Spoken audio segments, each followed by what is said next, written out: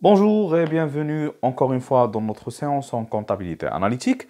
Et comme d'habitude, on commence par un rappel sur ce qu'on a fait la dernière fois. Alors, on était en train de traiter les charges indirectes dans la comptabilité analytique, puisqu'on a dit que la comptabilité analytique, elle traite deux types de charges, directes et indirectes. En ce qui concerne les charges directes, on a dit que c'est facile, on va directement les affecter au niveau des coûts de la méthode des coûts complets, à savoir le coût d'achat, le coût de production et le coût de revient. Alors, les charges indirectes, c'est là où ça nécessite une première préparation pour les réaffecter autrement sur les coûts déjà cités. Très bien. Alors, dans le cadre de la répartition des charges indirectes, on a préparé un tableau, là où on a commencé par une première répartition primaire. On a pris toutes les charges indirectes réalisées ou bien dépensées par l'entreprise pendant la période et on les a affectées ou bien on les a réparties sur ce qu'on a appelé les centres d'analyse, que ce soit auxiliaire, que ce soit principal. Très bien. Une fois on a réparti ces charges sur l'ensemble des centres, il fallait quoi faire? Il fallait prendre cette fois les centres auxiliaires et les répartir dans une deuxième répartition secondaire sur les centres principaux pour qu'à la fin, on obtient le total de répartition secondaire, là où on sait le montant des charges dépensées pour ou là, concernant les centres principaux. Très bien. Alors, c'est ça où on s'est arrêté la dernière fois. Aujourd'hui, on va passer à autre chose, toujours dans le cadre de traitement des charges indirectes de la comptabilité analytique. Et cette fois, on va passer à la détermination des coûts des unités d'œuvre.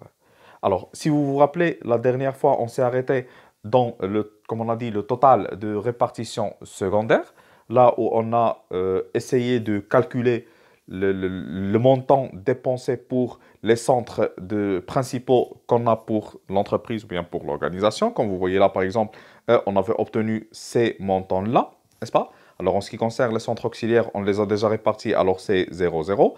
Et en ce qui concerne les centres principaux, comme vous voyez là, on a obtenu ces totales comme étant les charges dépensées dans ces centres-là. Mais ces charges se sont dépensées pour l'ensemble des centres. Alors, aujourd'hui, qu'est-ce qu'on va faire? On va essayer d'analyser, encore une fois, ces charges, ce total des charges, comment? En le déterminant ou bien en trouvant le coût unitaire dépensé dans chaque unité de travail dans chaque centre d'analyse. Alors, je m'exprime. Premièrement, on va définir les unités d'œuvre. Qu'est-ce que c'est que ces unités d'œuvre? Ce sont des unités permettant d'imputer le coût d'un centre d'analyse au coût d'autres centres ou à des coûts de produits ou des activités intéressantes ou bien de les répartir sur l'ensemble des coûts qu'on a cités dans la méthode des coûts complets, à savoir le coût d'achat, le coût de production et le coût de revient. Alors, c'est ça. On a obtenu à partir de la répartition secondaire le total des charges dépensées dans le centre d'analyse. Maintenant, qu'est-ce qu'on va faire? On va détailler avec le total pour savoir ce centre, il exerce une activité. Cette activité, elle a une unité. Elle exerce en unité. Alors, on veut savoir l'unité réalisée ou bien produite par ce centre, combien elle nous coûte. N'est-ce pas? C'est ça le coût, les unités d'œuvre, ou bien le coût d'unité d'œuvre. C'est savoir, chaque centre d'analyse, elle réalise un ensemble des activités. Alors, on veut savoir ces activités, ou bien l'unité produite, exercée, exploitée par ce centre d'analyse, combien elle nous coûte. N'est-ce pas? Alors, ces unités d'œuvre peuvent être nombreuses, n'est-ce pas? Ça dépend bien sûr, comme je viens de citer, l'activité de centre d'analyse, n'est-ce pas? Si par exemple on parle du centre production, alors le centre production, qu'est-ce qu'il fait? Il fait la production des produits finis. N'est-ce pas? Par exemple, si on est une entreprise qui produit par exemple des machines à laver, alors elle fait la production des machines à laver. Alors qu'est-ce qu'on veut? Alors l'unité d'œuvre dans ce cas-là, qu'est-ce que peut être? C'est chaque machine à laver produite. Alors on veut savoir combien on a dépensé en termes des charges indirectes pour chaque machine à laver produite par ce centre. Par exemple, si je sais pas, ce centre atelier ou bien production, il travaille par des heures de main-d'œuvre, alors on veut savoir chaque heure de main-d'œuvre travaillée dans cet atelier, combien elle nous a coûté en termes de charges indirectes. N'est-ce pas? Alors, si je parle par exemple du centre approvisionnement, alors qu'est-ce qu'il fait ce centre approvisionnement? Il achète. Qu'est-ce qu'il achète par exemple? Il achète en kilogrammes. Alors, on veut savoir chaque kilogramme combien il nous a coûté en termes de charges indirectes. Si par exemple ce service ou bien ce centre approvisionnement, qu'est-ce qu'il fait? Il passe les commandes. Alors, on veut savoir chaque commande combien il nous a coûté en termes de charges indirectes et ainsi de suite. Si on parle de la distribution, la même chose. Qu'est-ce qu'elle fait la distribution? Elle fait la vente. Alors on veut savoir chaque article vendu ou bien chaque dirham vendu ou bien, n'est-ce pas, chaque élément réalisé par ce centre, combien il nous a coûté en termes de charges indirectes. Alors on parle toujours bien évidemment des charges indirectes. Alors voilà, comme vous voyez là, un ensemble des exemples utilisés lors de la détermination des unités d'œuvre. On peut parler des heures de main-d'œuvre directe, on peut parler des heures machines dans les ateliers de travail, on peut parler du poids de volume de matière traitée dans exactement les produits, on peut parler de nombre de pièces produites ou bien fabriquées, on peut parler de kilomètres parcourus, par exemple par le service transport, on peut parler par, comme on a dit, le kilogramme ou bien le mètre acheté par le service approvisionnement, on peut parler aussi par le dirham acheté, combien ça nous a coûté un dirham acheté, n'est-ce pas? Alors, il suffit de déterminer une unité d'œuvre pour après calculer le coût de cette unité d'œuvre. Voilà, c'est très simple pour aujourd'hui. Alors, comme on va voir dans cette application-là, alors, par exemple, une entreprise nous présente ses charges indirectes après répartition secondaire pendant le mois de juin 2019 dans le tableau suivant. Alors, par exemple, comme vous voyez là, alors on a obtenu déjà le total de répartition secondaire, celui-là, n'est-ce pas, comme vous voyez. Alors, on s'est basé sur le même exercice précédent. Alors, comme vous voyez là, les centres auxiliaires, ils sont déjà en 0 parce qu'ils ont été déjà réaffectés sur les autres centres principaux. Et finalement, on a obtenu ces montants-là comme étant les charges indirectes dépensées là, pour ces centres principaux. Ça veut dire qu'on a dépensé pendant le mois de juin 2019 10 200 dirhams dans le centre achat. Et on a dépensé 12 000 dirhams dans le centre production comme étant des charges indirectes, à part les charges directes, bien sûr. Les ventes, on a dépensé 8100 dirhams pour réaliser les opérations de vente en parlant toujours des charges indirectes. Très bien. Maintenant, qu'est-ce qu'on va faire? On voulait savoir, ces centres-là, n'est-ce pas? Ils exercent une activité d'exploitation. Alors, quelle est l'unité de mesure de cette activité d'exploitation? C'est ce qu'on va appeler l'unité d'œuvre. Et après, calculer le coût de cette unité d'œuvre. Alors, pour pouvoir ça, on en a des informations complémentaires.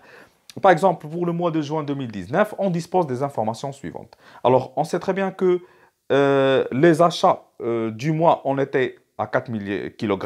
Ça veut dire que l'activité achat, elle est réalisée en kilogrammes. Alors, voilà, on peut déjà déduire la première unité d'œuvre qui est le kilogramme.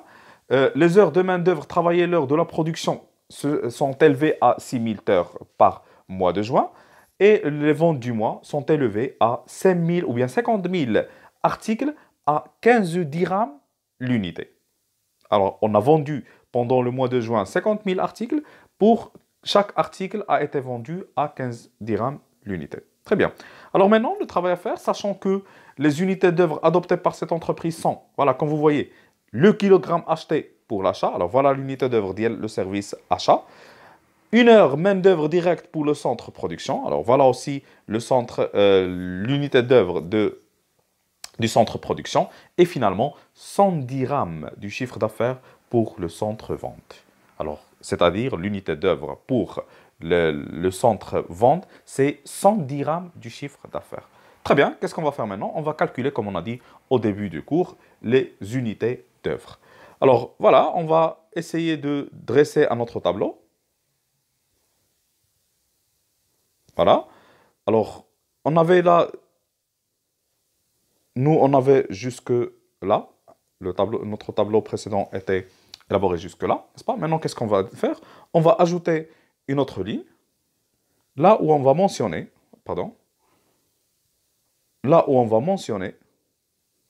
la nature des unités d'œuvre. Alors, d'où on a trouvé ces natures d'unités d'œuvre? À partir des données de l'exercice ou bien à partir des données qu'on va obtenir auprès du service contrôle de gestion. Alors, c'est lui qui va nous donner ou bien nous communiquer les unités d'œuvre utilisées pour chaque centre. Alors, par exemple, on avait fait l'exercice déjà là les natures des unités d'œuvre. Alors, on va prendre ces natures des unités d'œuvre et on va les classer dans notre tableau. Alors, on sait très bien que pour l'achat, c'est 1 kg acheté. Pour la production, c'est 1 heure main-d'œuvre directe. Et pour le chiffre d'affaires, c'est 100 dirhams des achats. Alors, voilà, c'est ce qu'on a fait là, comme vous voyez. Alors, voilà la première nature d'unité d'œuvre, c'est 1 kg acheté. Ici, c'est 1 heure main-d'œuvre directe. Et ici, c'est 100 dirhams du chiffre d'affaires. Après, on va ajouter une deuxième ligne, là où on va mentionner le nombre des unités d'œuvre. Le nombre des unités d'œuvre, c'est-à-dire c'est le nombre des unités réalisées par ce centre d'analyse. Alors voilà, on va revenir déjà dans les données, tout est mentionné. Alors, en ce qui concerne les kilogrammes achetés, combien on a acheté pendant le mois? On a acheté 4000 kilogrammes. En ce qui concerne les heures de main-d'œuvre travaillées, voilà, on a travaillé 6000 heures de travail. Et en ce qui concerne les ventes, ou bien le chiffre d'affaires, c'est 50 000 dirhams à 15 dirhams l'unité. Alors, on va revenir là, dans la ligne qu'on a ajoutée. Voilà, comme vous voyez là, c'est 4000 kg achetés, c'est le nombre des achats réalisés. Là, on a travaillé 6000 heures, alors on a mentionné 6000 heures. Et là, l'unité d'œuvre, c'est 100 dirhams du chiffre d'affaires. Alors, qu'est-ce qu'il faut faire? Là, il faut faire un petit calcul pour trouver les 100 dirhams du chiffre d'affaires réalisé par l'entreprise. Alors, premièrement, qu'est-ce qu'il faut faire? Il faut calculer le chiffre d'affaires. Alors, à quoi est égal le chiffre d'affaires? Alors, le chiffre d'affaires, c'est le sigma des ventes. C'est généralement la quantité vendue fois le prix de vente. Là, notre exercice, on a acheté 50 000 unités, ou l'article, ou bien on a vendu, 50 000 unités à 15 dirhams l'unité. Ce qui va nous donner un total de 750 000 dirhams. Alors ça, c'est le chiffre d'affaires. Mais dans l'unité d'œuvre, il faut faire attention. Est-ce qu'on parle du chiffre d'affaires? Si on parle du chiffre d'affaires, on va mentionner les 750 000 dirhams. Mais là, on parle de 100 dirhams de chiffre d'affaires. On veut savoir les 100 dirhams chiffre d'affaires, combien ils nous coûtent. On ne parle pas du dirham, on parle de 100 dirhams chiffre d'affaires. Alors, qu'est-ce qu'il faut faire? On va les diviser sur 100. On va diviser le chiffre d'affaires déjà trouvé en 100. Et voilà, en le divisant en 100, on va voilà, éliminer les deux zéros. On va avoir 7500 dirhams. Alors voilà comment on a obtenu les 7500 dirhams. Alors, il faut faire attention avec la nature d'unité d'œuvre. Si la nature d'unité d'œuvre, on parle d'un kilogramme acheté, on mentionne le kilogramme acheté. Si on parle du dirham acheté, alors là, il faut le calculer. Combien on a acheté? On a acheté 4000 kg. À combien l'unité, par exemple, à 10 dirhams l'unité? Alors 4000 fois 10, ça fait 40 000 dirhams. Alors on va mentionner en dirhams. Si elle est mentionnée en mètres, il faut chercher le mètre acheté. Si elle est mentionnée en main-d'œuvre, il faut chercher les main-d'œuvre utilisées. Si elle est mentionnée en produits fabriqués, il faut chercher les produits fabriqués. Si on parle du chiffre d'affaires, on va mentionner tout le chiffre d'affaires. Si elle est mentionnée en 100 dirhams ou là en 1000 dirhams du chiffre d'affaires, on va calculer le chiffre d'affaires et le diviser par 1000. Alors faites attention juste avec la nature d'unité d'œuvre et appliquer la nature d'unité d'œuvre en termes de quantité. Voilà, et maintenant, l'étape finale pour calculer les coûts des unités d'œuvre, parce qu'on va ajouter là une dernière ligne, comme vous voyez là, le calcul des coûts des unités d'œuvre. Et à quoi est égal le coût des unités d'œuvre? On va prendre le total des charges dépensées dans le centre et on va le diviser sur le nombre des unités d'œuvre réalisées. Alors par exemple là, pour le service achat, on a un total secondaire de 10 200 dirhams. Le nombre d'unités d'œuvre, c'est 4000. Alors, qu'est-ce qu'on va faire? On va diviser les 10 200 dirhams sur 4000 dirhams. Et ça va nous donner, voilà, un coût d'unité d'œuvre de 2,55 dirhams. C'est-à-dire que chaque kilogramme acheté par le centre achat, il nous coûte 2 dirhams,55 comme charge indirecte toujours. À part les charges directes, à part le prix d'achat, c'est-à-dire que lors de la réalisation des achats, à part le prix d'achat de la marchandise ou bien du kilogramme, à part les charges directes du transport et ainsi de suite, on a dépensé de plus 2,55 dirhams comme étant charge indirecte. Alors, ce qu'on a fait avec les achats, on va le refaire avec le centre production. Par exemple, le total de répartition secondaire là, c'est 12 000 dirhams. Le nombre d'unités d'œuvre, c'est 6 000 dirhams. Alors, le coût d'unité d'œuvre, ça va être égal à 12 000 divisé par 6 000. Et ça va nous donner un coût de 2 dirhams. C'est-à-dire que chaque heure de main-d'œuvre travaillée dans le centre production, il nous coûte 2 dirhams de charge indirecte. Et bien sûr, finalement, le centre-vente également. Là, le total, c'est 8100 dirhams. Alors, le nombre d'unités de notes, c'est 7500. Alors, on va diviser le 8100 sur les 7500 pour avoir le coût des unités d'œuvre qui est le 1 dirham,08. Et voilà, comme ça, on a déterminé les coûts des unités d'œuvre pour chaque centre d'analyse qu'on a. Et voilà, c'est la détermination des coûts ou bien des coûts des unités d'œuvre. Voilà. Alors, je crois que c'est clair. Je crois que c'est simple. Il faut faire attention juste avec les natures des unités d'œuvre que normalement, ils doivent être communiquées par le contrôleur de gestion ou bien là par l'exercice. Et après, chercher parmi les données le nombre des unités d'œuvre et diviser le total des charges de la répartition secondaire sur le nombre des unités d'œuvre et avoir finalement les coûts d'unités d'œuvre unitaires. Voilà. J'espère que c'est clair.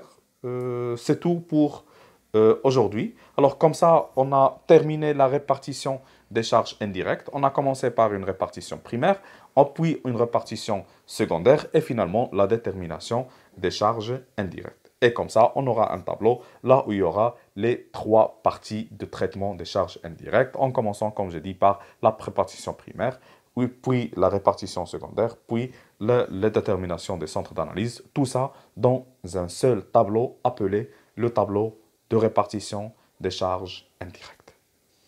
Voilà. Là, on tient fin à notre cours d'aujourd'hui. Je vous remercie pour votre attention et j'espère que, comme d'habitude, c'est très clair. Merci.